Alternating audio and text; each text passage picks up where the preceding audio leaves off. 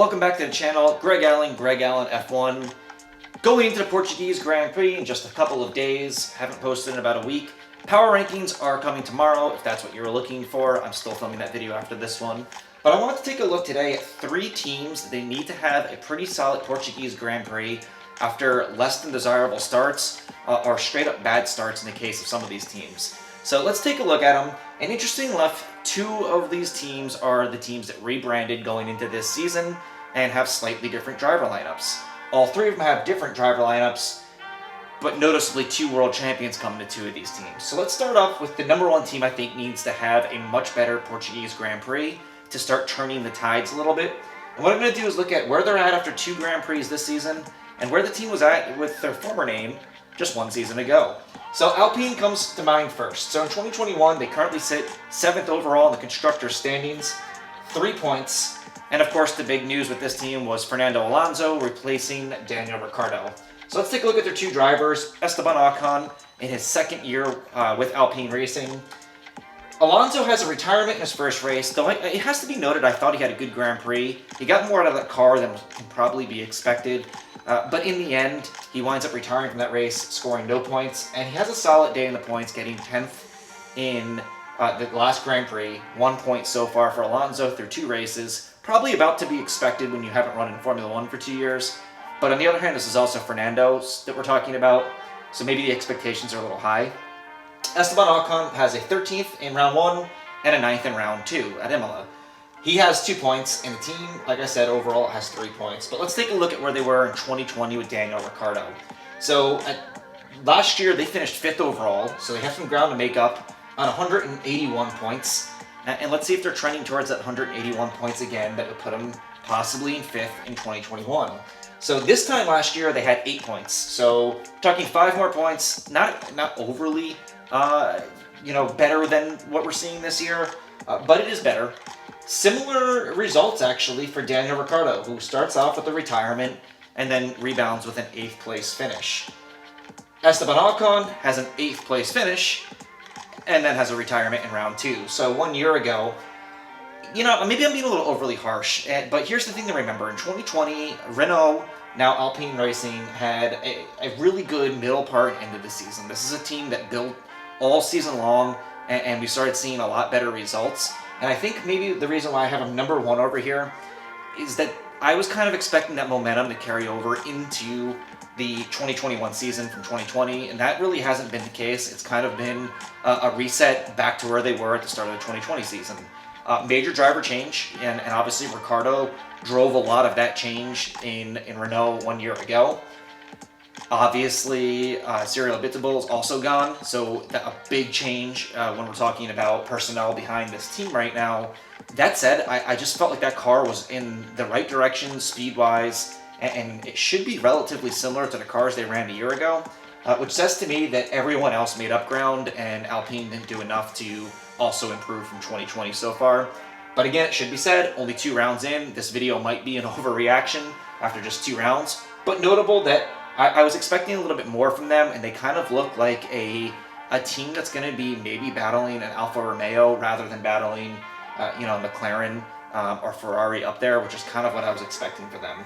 So definitely room for improvement, and if they follow the trend of last year, I think they'll be just fine. Probably get better throughout the season.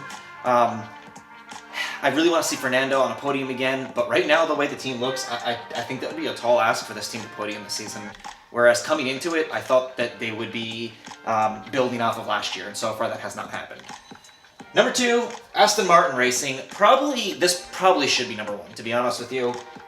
This was a team that looked extremely fast last year and just had a lot of bad luck from COVID incidents, having to have Hülkenberg come in for multiple Grand Prix, and some crazy things happen in Grand Prix in general. But overall, one of the fastest cars on the grid last year.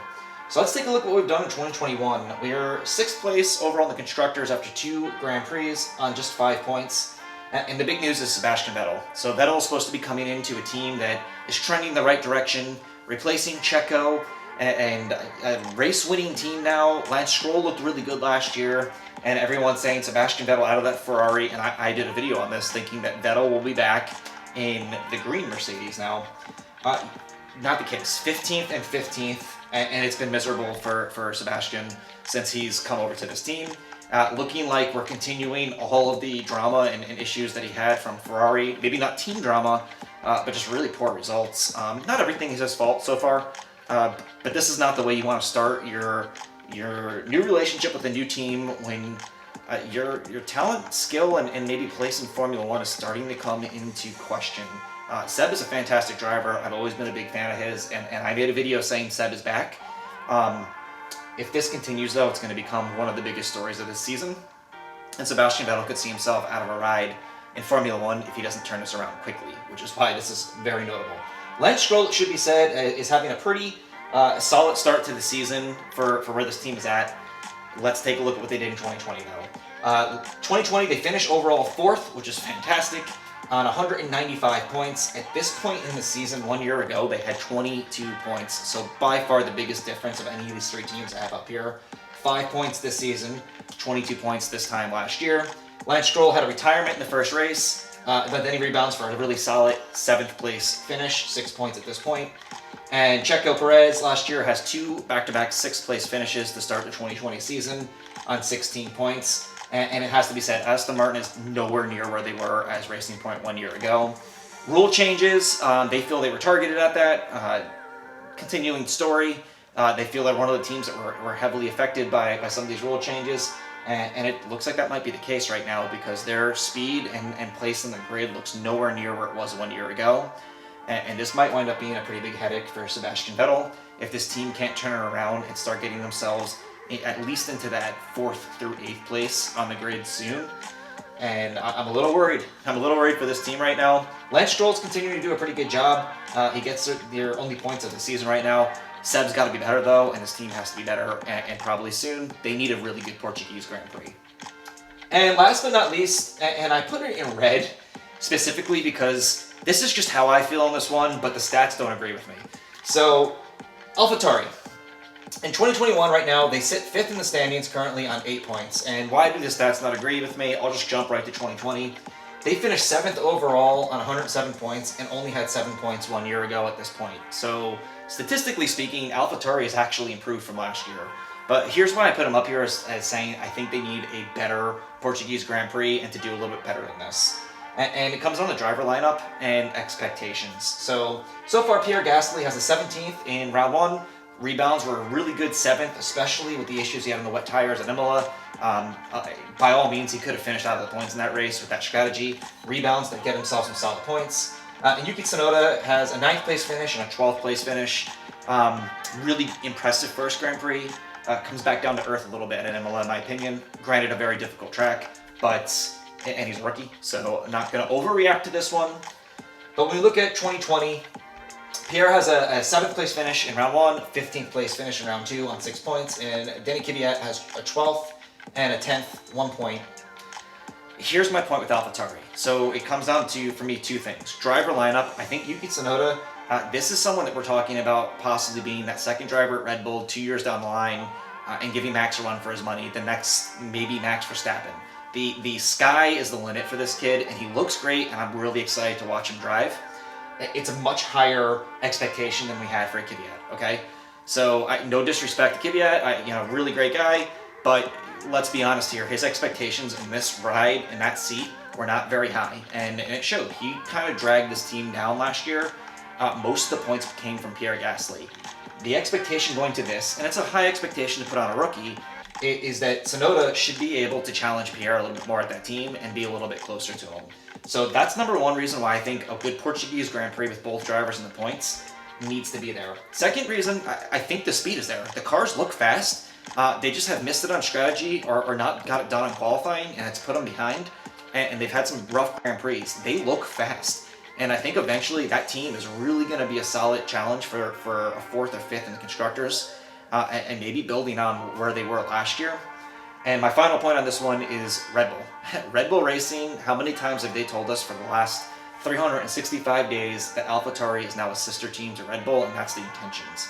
And if it is, the expectations have to come with that. If Christian Horner and everyone involved that has said that time and time again are being at face value that this is a sister team to Red Bull now, let's see it. Let's see the results come and this isn't really good enough. 7th overall in the constructor standings. If you're expecting to raise your level to now be a sister team, not good enough. I want to see them 5th or better, and I think they might have the speed. I really do think that the first 2 Grand Prix in 2021, we haven't seen the best of AlphaTauri yet. I do expect a lot more out of them, and they can start that at the Portuguese Grand Prix this week. Super looking forward to see what they can bring to it.